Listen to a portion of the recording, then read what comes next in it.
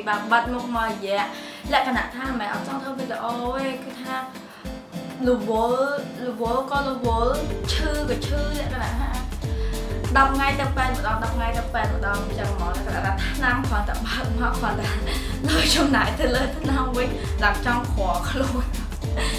Anyway ថ្ងៃនេះខ្ញុំនឹងធ្វើ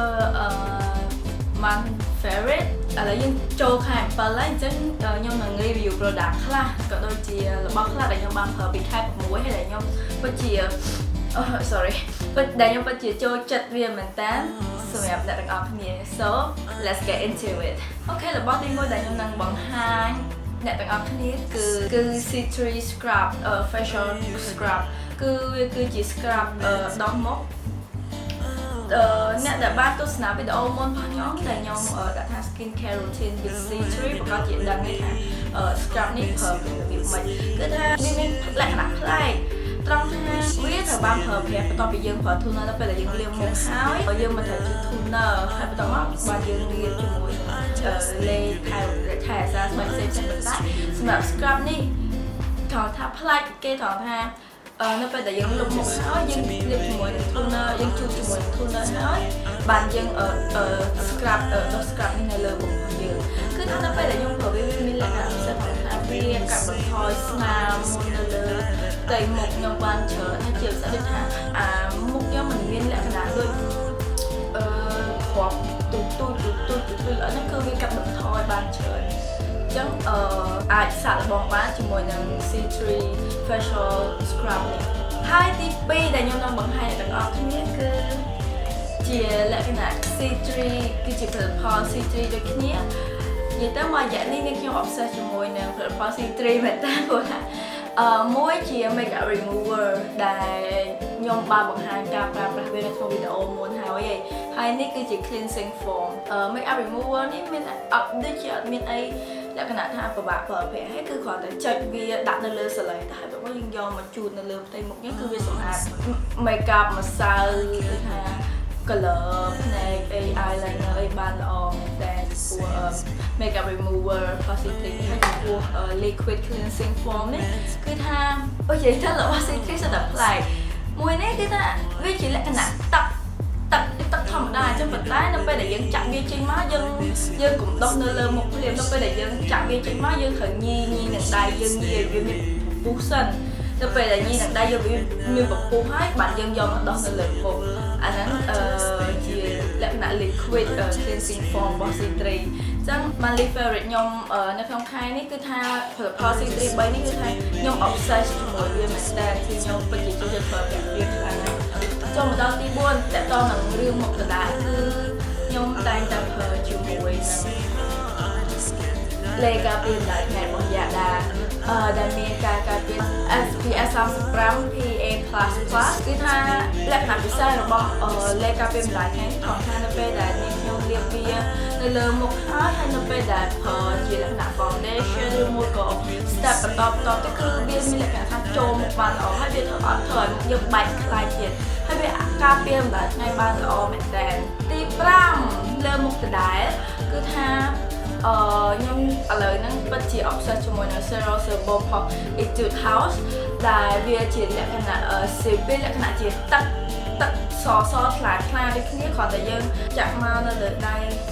ហើយបន្ទាប់មកយើងញីវាហើយយកមកលាបនៅលើផ្ទៃមុខគឺវាអាចជួយទប់ស្កាត់ខ្លាញ់ដែលចេញពីលើមុខយើងណាវាអាចទប់ស្កាត់ខ្លាញ់បានពេញមួយថ្ងៃតែម្ដងពេលដែលចេញត្រូវថ្ងៃពីក្តៅបន្តិចឬមកក៏អាកាសធាតុដែលហប់ក្តៅបែបនេះទៅគឺវាចេញខ្លាញ់ហើយគឺវាចេញជាតិឡូនៅលើមុខចឹងនៅពេលដែលខ្ញុំប្រើនេះគឺថា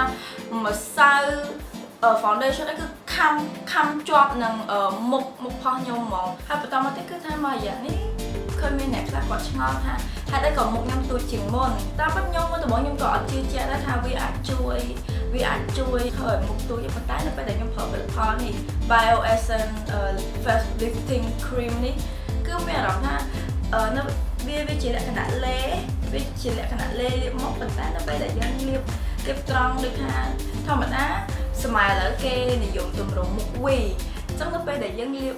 នៅត្រង់កន្លែងនេះវានៅពេលដែលលាបដំបូងយើងទទួលអារម្មណ៍ថារៀងក្តៅប៉ុន្តែមិនជាលក្ខណៈក្តៅដែលយើងធំអត់បានទេក្តៅក្រោមមួយផ្លាត់ហើយក៏បាត់ទៅវិញនិយាយទៅនិយាយថាដូចថាធ្វើឲ្យមុខយើងទូជាងមុនមាន shape ទូជាងមុនវាជួយកាត់បន្ថយដូចថាជួយធ្វើឲ្យ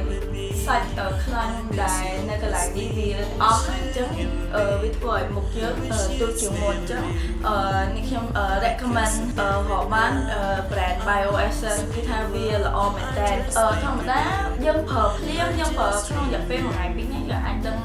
ប្រសិទ្ធភាពវាប៉ុន្តែខ្ញុំប្រើប្រាស់វារយៈពេលប្រហែលជា7ឆ្នាំខ្ញុំប្រើប្រាស់វា7ឆ្នាំហើយអញ្ចឹងខ្ញុំទទួលបានលទ្ធផលមែនបន្តមកទៀតដូចឃើញស្រាប់ហើយនៅពេលដែលរាល់ post របស់ខ្ញុំនៅក្នុង Instagram គឺតែងតែឃើញខ្ញុំប្រម៉ូទជាមួយនឹង contact lens នៅក្នុង Mali Fabric នេះមិនថាខ្ញុំប្រម៉ូទវាប៉ុន្តែគ្រាន់ថាមួយរយៈនេះខ្ញុំពិតជាពាក់ lens ច្រើនមែនតើហើយនៅពេលដែលយើងពាក់ lens យើងត្រូវជ្រើសរើស lens មួយដែលវាមានគុណភាពល្អដែលវាសមស្របទៅជាមួយនឹងផ្នែករបស់អ្នកទាំងអស់គ្នា lens មានលក់នៅលើទីផ្សារច្រើនមែនតើយើងអត់ដឹងថា lens មួយណាដែលមានគុណភាពល្អ lens មួយណាដែលមិនប៉ះពាល់ដល់ផ្នែកសូម្បីតែពេទ្យក៏គាត់និយាយថាការពាក់ lens ច្រើនមិនល្អដែរខ្ញុំដឹងថាវាមិនល្អប៉ុន្តែបើយើងចេះជ្រើស lens ដែលមានប្រសិទ្ធភាពថាជ្រើស lens ដែលមានគុណភាពល្អក៏វាមិនអាចធ្វើឲ្យប៉ះពាល់ដល់ផ្នែកយើងខ្លាំងដែរយើងមិនមែនពាក់24ម៉ោងទេគឺថានៅប្រហែលពេលដែលខ្ញុំចេញទៅក្រៅនេះខ្ញុំតែធ្វើការពាក់ lens ហើយព្រោះឯណាមួយខ្ញុំរៀងមញោមផងអញ្ចឹងអត់ចង់ពាក់វ៉ែនតាព្រោះថាវាធន់ឆ្អឹងច្រមុះអញ្ចឹងខ្ញុំតែងតែពាក់ lens នេះCatherine គឺអាចរកទិញបាននៅ KD Corner ខ្ញុំជឿជាក់ថាអ្នកទាំងអស់គ្នាគាត់ជាស្គាល់ទេ KD Corner គឺជា online shop ខ្ញុំហើយ lens នេះគឺវាមានពីរប្រភេទប្រអប់ពណ៌ផ្កាឈូកនេះគឺវាជា big lens គឺជា lens ធ្វើ lens ធំធ្វើតែយើងធំមើលទៅខ្ជិលដូចតុក្កតាអញ្ចឹងដូចខ្ញុំកំពុងតែពាក់ហ្នឹងហើយប្រអប់ពណ៌លឿងគឺជាលក្ខណៈ mini lens natural lens នេះគឺជា lens ពាក់វាគ្រាន់តែគ្រាប់វាស្មើនឹងរូបគ្រាប់ខ្មៅផ្នែកយើងធំដែរចឹងសម្រាប់អ្នកដែលដូចថាមញោឬមួយក៏អ្នកដែលអត់ចង់បានដូចថាផ្នែកធំអីគ្រាន់តែចង់ដូរពណ៌ផ្នែកឃើញប្រុសកន្លាយមួយក៏មិនផាអីចឹងអាចជ្រើសរើសយកប្រអប់ពណ៌លឿងមកព្រោះវាជា mini lens natural size ហើយនេះវា big size វាឃើញផ្នែកយើងធំហើយឥឡូវចេញមកម៉ូទៀតហើយអបពណ៌ស្វាយប៉ុន្តែ stock អត់បានចូលមកហើយអញ្ចឹងនៅពេលដែល stock ចូលមករយៈទៀតខ្ញុំនឹងប្រកាសនៅលើ Instagram ផលិត KD Corner ហើយអញ្ចឹងអ្នកនរគ្នាអាចធ្វើការ order បានចំពោះ lens នេះគឺថានៅពេលដែលខ្ញុំពាក់វានិយាយតាមត្រង់ទៅពេលខ្លះថ្ងៃខ្លះខ្ញុំមិនដឹងថាខ្លួនខ្ញុំកំពុងតែពាក់ lens ផងគឺវាទន់មែនតើវាទន់ហើយស្ដាំមែនតើរហូតដល់ពេលខ្លះខ្ញុំពាក់វាពេញមួយថ្ងៃប៉ុន្តែខ្ញុំស្ទើរតែភ្លេចនឹងខ្លួនឯងថាខ្ញុំពាក់ lens ខ្ញុំមិនដឹងវាពិតជាទន់ហើយស្ដាងហើយវាអត់ប៉ះពាល់វាអត់ធ្វើឲ្យឈឺផ្នែកវាអត់ធ្វើអីទាំងអស់ហើយក៏ពណ៌វាស្អាតទៀតវាមានច្រើនប្រភេទច្រើនពណ៌សម្រាប់ជ្រើសរើសអញ្ចឹងនិយាយទៅពណ៌វាស្អាតសឹងតែគ្រប់ពណ៌និយាយទៅលក្ខណៈថាអ្នកលក់ពាក់ឡើងចំគ្រប់ពណ៌ហើយវាមានការការពារ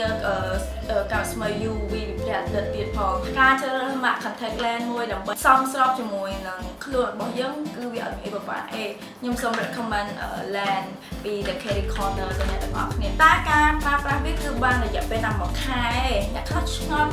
សួរថាផងមានអាលើសហ្នឹងមានអា6ខែមានអា3ខែឬក៏មាន1ឆ្នាំឲ្យអត់ប៉ុន្តែសម្រាប់ការពាក់ lens សូមសំណូមពរថាយើងពាក់តែ1ខែបានហើយគឺថា1ខែយើងដូរចេញទៅតម្លៃវាក៏មិនថ្លៃដែរយើងពាក់តែត្រឹម1ខែអីបានហើយ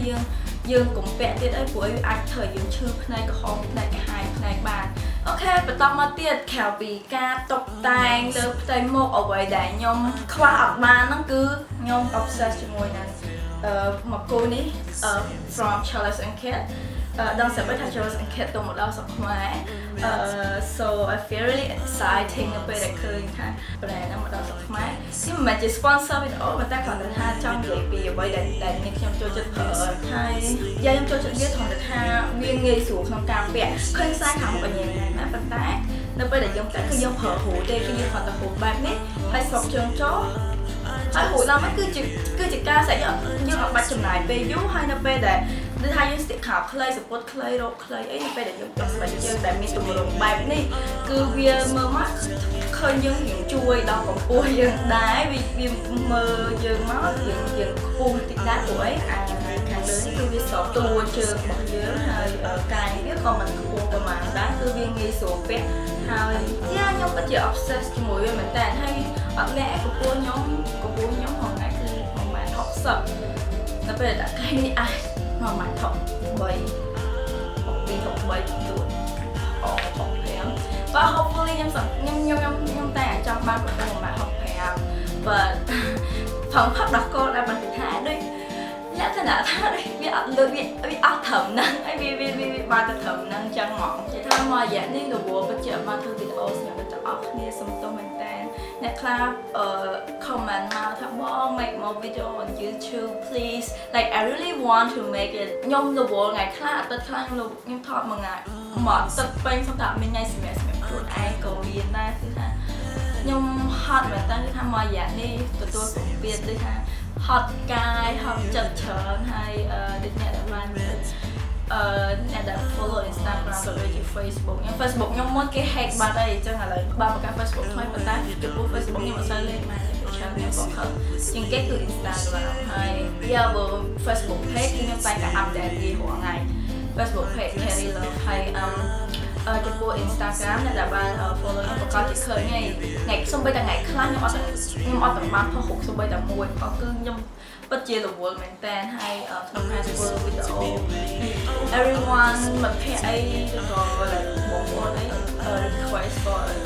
one favorite so that's why ខ្ញុំធ្វើជា June favorite ទាំងអស់គ្នាហើយបើសិនជាអ្នកនរគ្នាចង់ឲ្យខ្ញុំធ្វើ monthly favorite រាល់ខែcomment down មកខ្ញុំនឹងព្យាយាមធ្វើថាខែនេះខ្ញុំចិត្តប្រើអីជាងគេខែនេះខ្ញុំចិត្តពាក់អីជាងគេ slip អីជាងគេឬក៏ចិត្តរបស់អីជាងគេប៉ុន្តែខ្ញុំចង់និយាយបងប្អូនថាក្នុងមួយពេលមួយនេះលក្ខណៈថាចំពោះគ្រឿងញ៉ាំវិញខ្ញុំអាចយកវាមកបង្ហាញបានទេប៉ុន្តែចង់ប្រាប់ថាចំពោះគ្រឿងញ៉ាំវិញគឺសាច់អាំងជប៉ុនសឹងតែមកទឹកសឹងតែ3ថ្ងៃហើយគឺថា almost every week BBQ Japanese BBQ hot. Yeah, I think that's a wrap on my monthly favorite, June favorite. So like if any one of you want to see like more video, what kind of video you want to see, you can comment down below so that maybe I can decide what should I go next or like ប្រហែលជាខ្ញុំនិយាយច្រើនពេក out of topic នេះគឺជា monthly favorite ប៉ុន្តែដូចជាចូលវែងឆ្ងាយពេក like sorry but yeah so that's a wrap of my June favorite so I hope you guys like it and don't forget to comment down what you want to see next and follow my Instagram and like my Facebook page as well and yeah see you guys in my next video